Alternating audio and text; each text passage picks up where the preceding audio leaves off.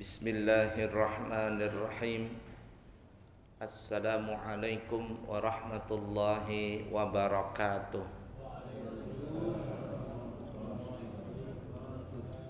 Alhamdulillahi rabbil alamin. Allahumma fasalli wa sallim ala sayyidina wa nabiyyina wa maulana Muhammadin wa ala alihi wa ashabihi wa azwajihi wa dzurriyyatihi wa man tabi'ahum bi ihsanin ila yaumiddin, amma ba'du. Mari kita lanjutkan pelajaran kita. Makruh berjamaah. Nah, kalau kita salat berjamaah, maka tinggalkan perbuatan ini. Kalau kita melakukan perbuatan ini, maka salat kita berjamaahnya makruh. Di sini ada beda pendapat, ada yang mengatakan maksud makruh itu adalah orang itu sendiri yang makruh.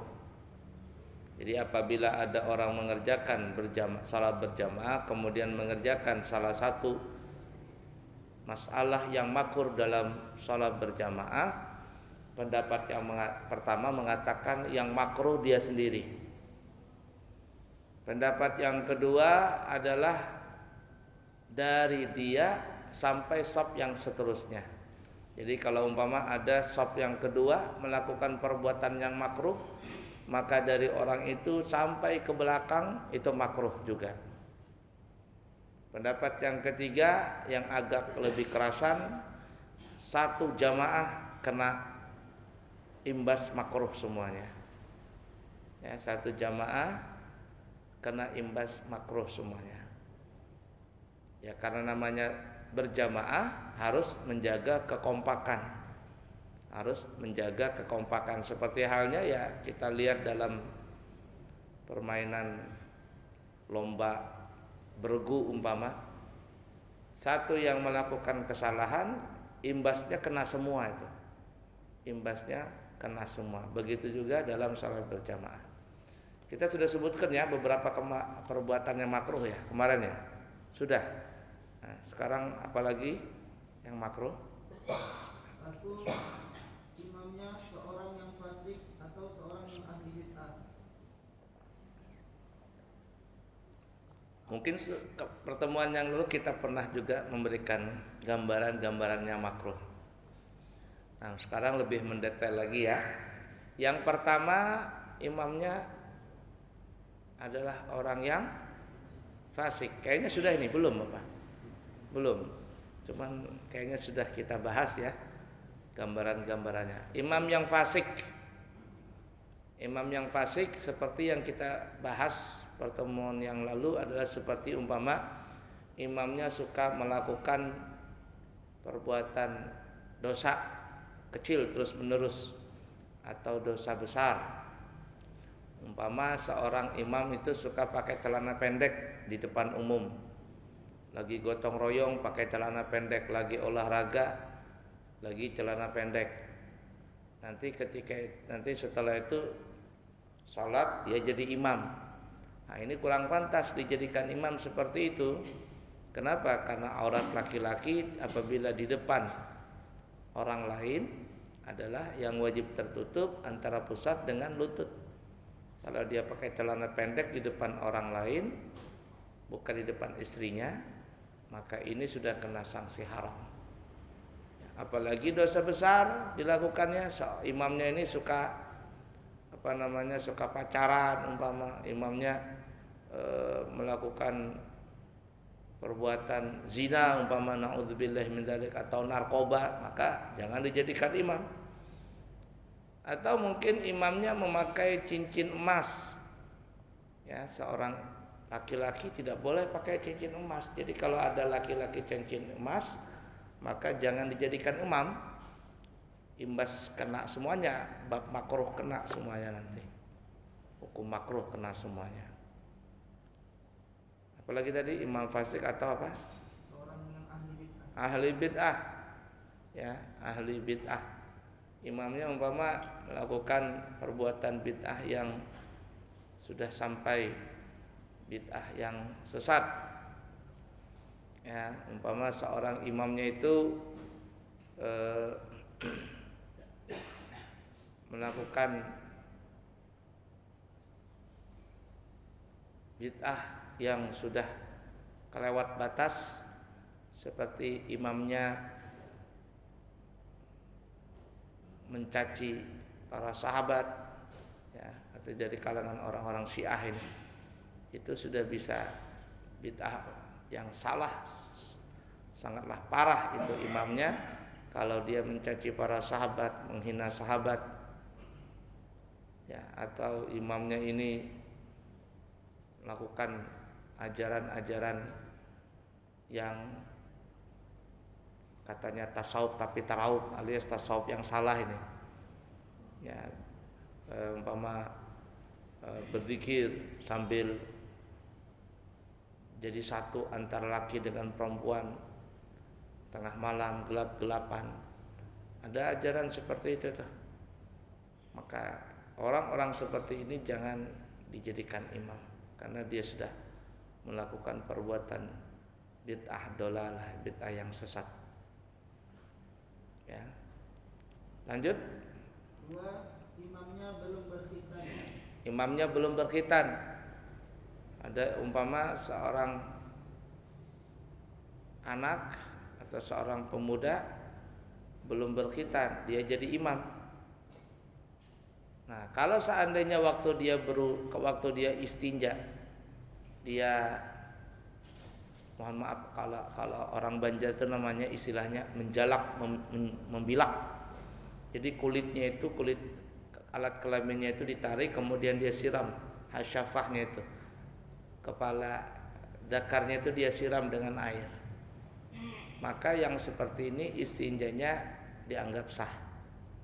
Nah, kalau ada orang yang istinja seperti itu, alias dia kuluf belum ikhitan, kemudian di istinja melakukan seperti itu, ya istinjanya sah. Kemudian dia jadi imam, maka kita yang berjamaah dengan dia, salat kita sah tapi makruh. Tapi kalau seandainya ada orang belum berkhitan, kemudian ketika dia istinja, dia, mohon maaf istilah orang Banjar, namanya tidak dijalak, tidak dibilak, dia punya kulit tadi, dia disiram cuman luarnya saja, kepala zakarnya tidak disiramnya, kulitnya tidak ditariknya dan tidak disiram, maka badannya itu mengandung najis. Walaupun dia berudu kemudian dia jadi imam, kita yang mengetahui istinja dengan cara seperti itu, lalu kita berjamaah dengan orang seperti itu, salat kita sebagai makmum tidak sah. Salat kita sebagai makmum tidak sah. Jadi harus diperhatikan masalah itu. Oleh karenanya berkhitan itu bagi laki-laki di kaum muslimin hukumnya wajib. Hukumnya wajib. Ya, wajibnya itu pada saat dia balik. Sunnahnya sebelum balik, dan afdalnya adalah 7 hari setelah dilahirkan baru dia dikhitan. Cuman orang kita jarang anak hari umur 7 tahun dikhitan itu jarang. Yang ada bisa umur ya 7 tahun, 8 tahun baru dikhitan. Kalau kelewatan daripada itu nanti ketuaan sudah dia. Ya, apalagi sekarang khitan ini sangat gampang ya. Arti gampang itu ada namanya khitan, apa namanya? Bukan laser. Kalau laser itu saya terus terang mendengar banyak berita kalau bisa jangan khitan pakai laser. Itu dampaknya ke depannya akan kurang baik bagi sang anak itu. Karena laser itu nanti akan melumpuhkan urat-urat syaraf yang ada di alat kelamin itu jangka panjang, sehingga nanti orang ini bisa terkena penyakit impoten yang lebih cepat. Ya, maka kalau sudah seperti itu ya tidak ada harganya lagi ibarat kata laki-laki. Ada apa namanya khitan ini, khitan klep apa namanya itu? Klep ya. Nah, itu saya punya anak itu di khitan pakai klep itu. Jadi dia tidak dijahit, tidak ada jahitan, cuman disuntik gitu. Suntiknya pun bukan pakai jarum, cuma pakai kayak apa gitu modelnya.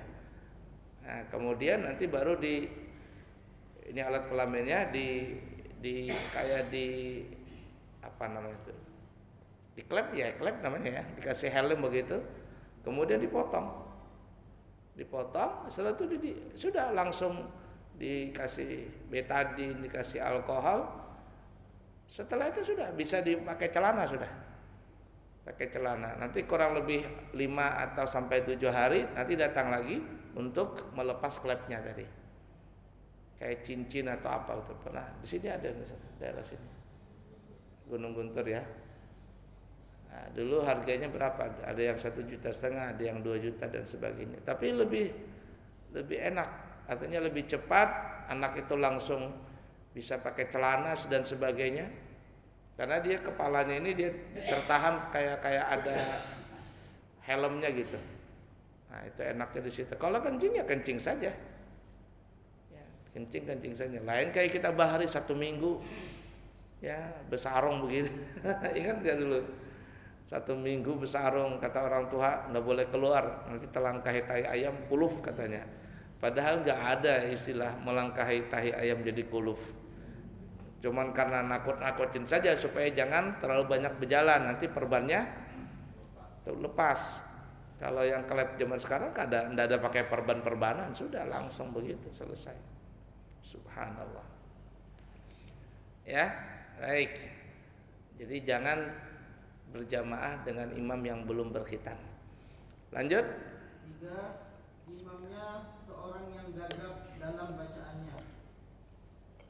Imam gagap, nanti kita jadi gagap makmum. Gagap ini ya, nular itu, penyakit menular.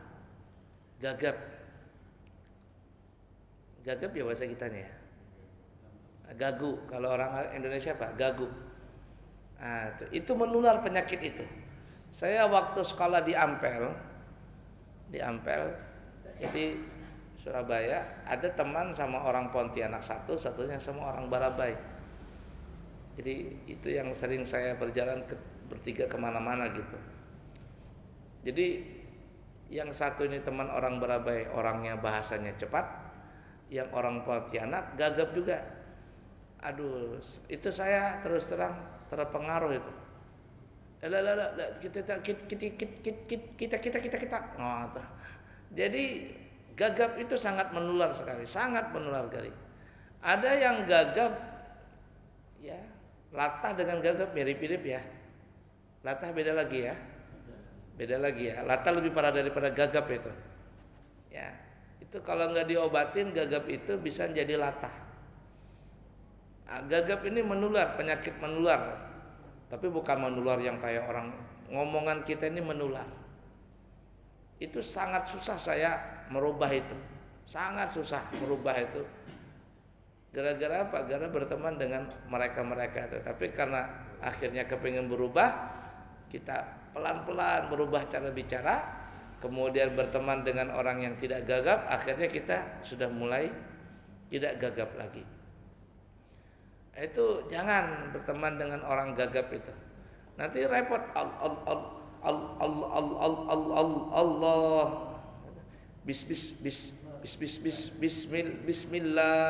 Bismillah. Jangan. Gagap itu sangat menular sekali. Nah, jadi jangan berteman dengan jangan dijadikan imam orang yang gagap tadi. Nanti walat dolin kita amin gitu. Kacau semuanya. Dulu ada salah satu masjid, saya tidak sebutkan masjidnya di mana. Saya mengisi pengajian di masjid itu tiap minggu. Waktu itu saya terlambat datang, ya anggaplah masbuk begitu. Kemudian di samping saya ini orang ini rajin ke masjid. Tapi sudah lama meninggal dunia. Kata saya kemana orang itu? Sudah meninggal guru, sudah lama meninggal. Nah waktu itu sholat di samping saya nih orang, waktu dia masih hidup samping saya. Orang sakit-sakitan, sering sakit-sakitan. Jadi waktu itu dia sholat di samping saya sama-sama. Waktu sholat itu dia dekat saya, dia baca bismillah tuh gagap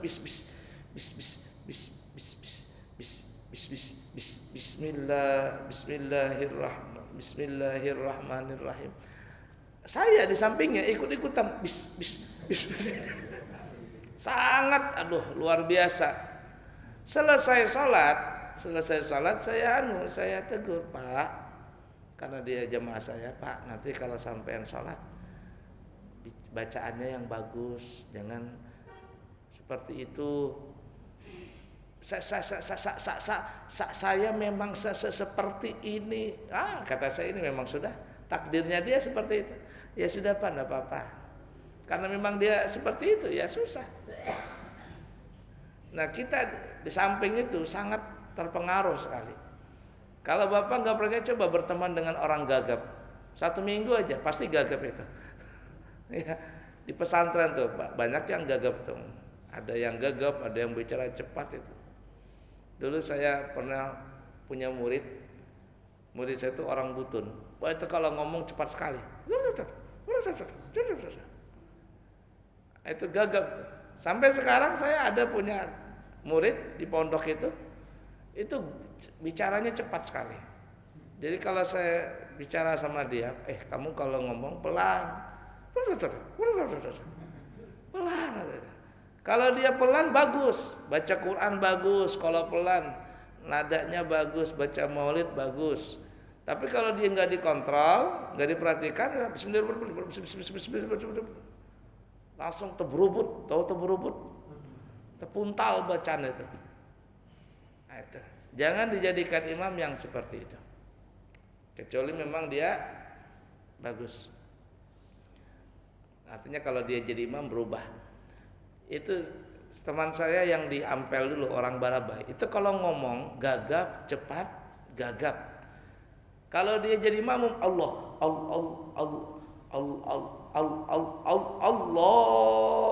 Akbar kalau dia jadi makmum. Tapi ketika dia jadi imam, nggak ada seperti itu. Allahu Akbar. Kata saya, aneh juga nih orang nih. Ketika jadi makmum gagap, salat sendiri gagap. Tapi ketika jadi imam, nggak ada dia. Allahu Akbar sekali aja. Itu keunikan ya. Itu orang gagap memang repot, dan itu memang penyakit dan usaha. Kalau kita ingin berubah, yang gagap tadi harus betul-betul dikontrol bicaranya, pelan, harus belajar pelan. Bismillahirrahmanirrahim. Lanjut.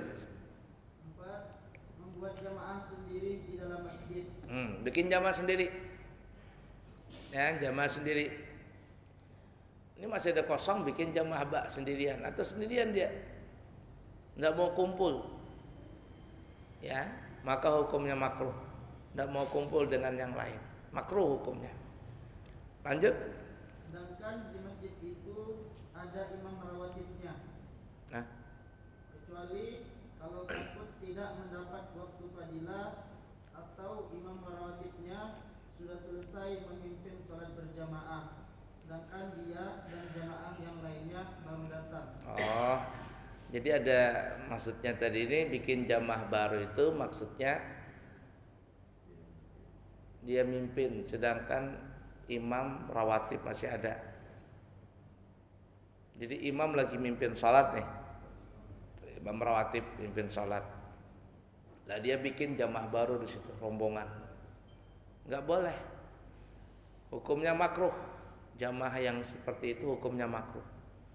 Dan kalau seandainya imamnya tersinggung, maka itu jamaah baru hukumnya adalah bisa sampai haram. Jadi imam rawatib lagi mimpin jamaah nih, ada kelompok ya mungkin berlima, berempat begitu bikin jamaah baru. Padahal ini belum selesai, lagi mimpin. Itu yang jamaah tadi ada yang mengatakan makruh. Dan kalau seandainya imamnya tersinggung, ya itu bukan lagi makruh tapi bisa jadi haram. Kenapa tersinggung? Bisa saja imam tersinggung. Kenapa sih itu orang bikin jamaah? Dan rasanya pasti tersinggung itu. Imam rawatib pasti tersinggung dan jamaah di masjid itu pun akan tersinggung. Kayak tidak menghargai itu, tidak menghargai ada jamaah baru, ada imam rawatib maksudnya. Nah, kecuali kalau seandainya jamaah imam rawatib ini sudah selesai, kita bikin jamaah baru, enggak apa-apa. Nah, itu pernah saya beberapa kali pas datang ini imam sudah mau selesai. Sudah mau selesai. Saya lihat di WC atau di kamar mandi atau di puduan masih ada yang berwudu. Nah, biasanya itu saya tidak ikut jamaah imam rawatib, ya kemudian nunggu jamaah yang lagi berwudu.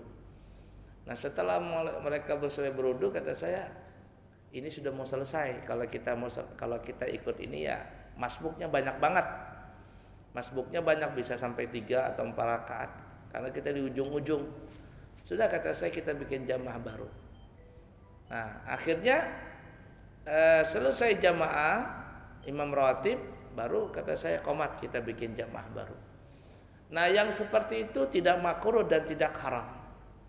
Kenapa? Karena kita membuat jamaah baru setelah imam rawatib selesai memimpin jamaah.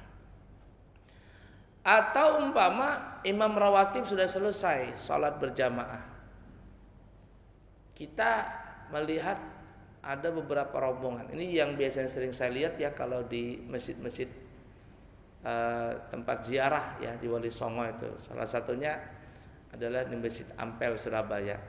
Itu kan Ampel tuh 24 jam gak pernah tutup tuh.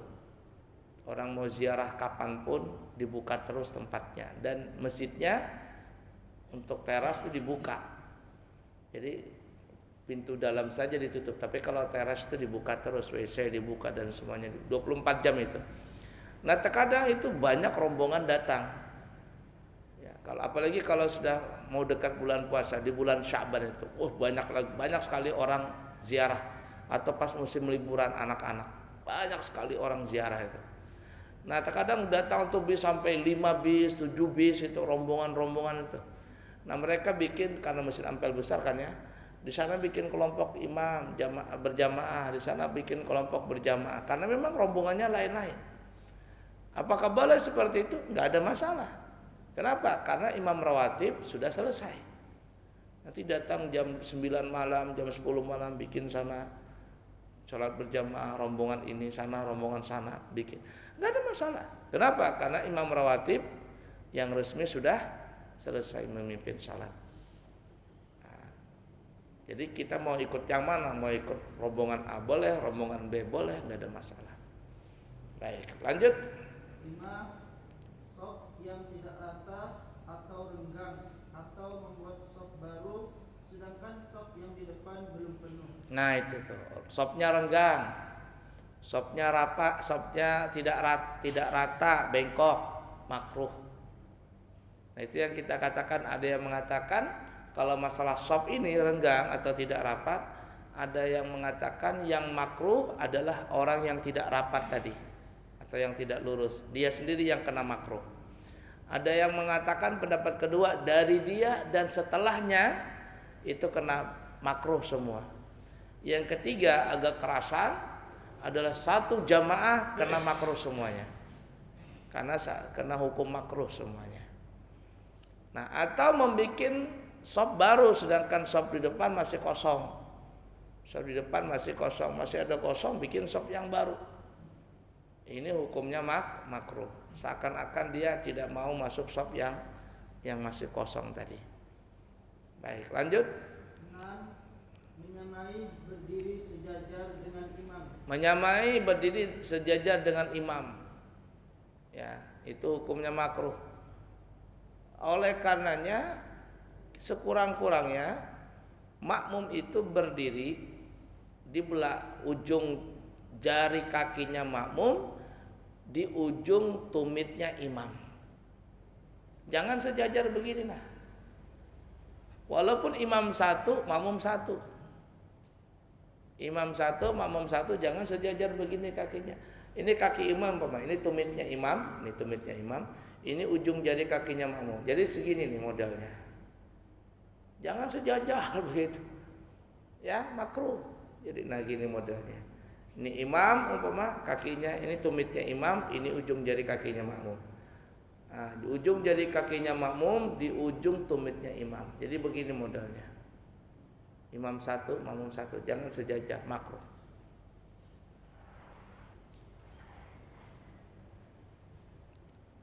Baik. Lanjut. 7.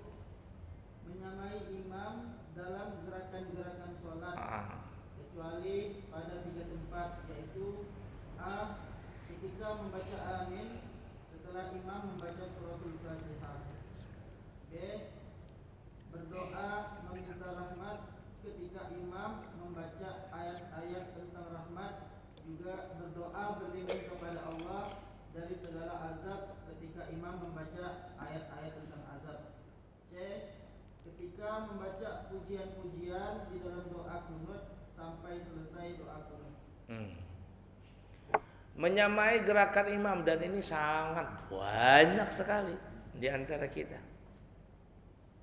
Allah, Allah, sami Allah, sami Allah, Allah, Allah, makruh. Iya. Makmum tuh sering.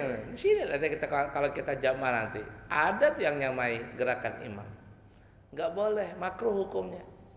Bagaimanapun makmum ini mau ngebut, enggak bisa. Tetap juga imam selesai salam duluan. Jadi mau kemana kita? Allahu Akbar, Allahu Akbar. Sami Allah liman hamidah, sami Allah liman hamidah. Allahu Akbar, baru kita Allahu Akbar. Ini enggak Allah, Allah, sami Allah, Allah, Allah.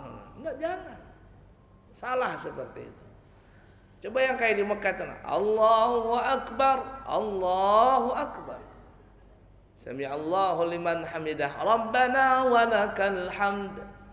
Allahu Akbar, Allahu Akbar. Kan begitu tuh. Jangan menyamai gerakan imam.